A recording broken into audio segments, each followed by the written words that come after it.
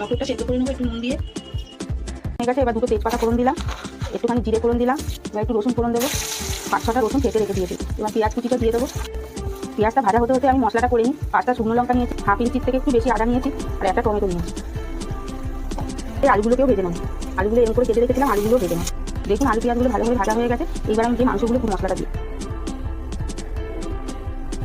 করে রেখেছিলাম, এবার মশলাটা দিয়ে দেবো। এর মধ্যে একটু হলুদ দেবো, যেহেতু মটর সেদ্ধ করার সময় নুন দিয়েছিলাম আমি এখন অল্প পরিমাণে নুন দেবো। কষানো হয়ে গেছে, এইবার একটু চানা মশলা দিয়ে দেবো, মটরগুলো ঢেলে দেবো। জল গরম করে নিয়েছিলাম, এবার দিয়ে দেবো। এবার একটু সামান্য চিনি দিয়ে দেবো, একটু গরম মশলা দিয়ে দিলাম, একটুখানি ঘি দিয়ে দিলাম। আমার ঘুগনি হয়ে গেছে, এবার নামিয়ে ফেলবো। ভিডিওটা কেমন লাগলো অবশ্যই একটা কমেন্ট করে জানাবেন। আপনাদের একটি কমেন্ট আমাকে আরো মোটিভেট করবে নিত্য নতুন ভিডিও বানানোর জন্য। আর ভিডিওটা ভালো লাগলে লাইক শেয়ার সাবস্ক্রাইব করে আমার পাশে থাকবেন। তবে আজ আসি, দেখা হচ্ছে নেক্সট ভিডিও। ততক্ষণ ভালো থাকবেন, সুস্থ থাকবেন আর আমাদের ভিডিও দেখতে থাকবেন। টাটা।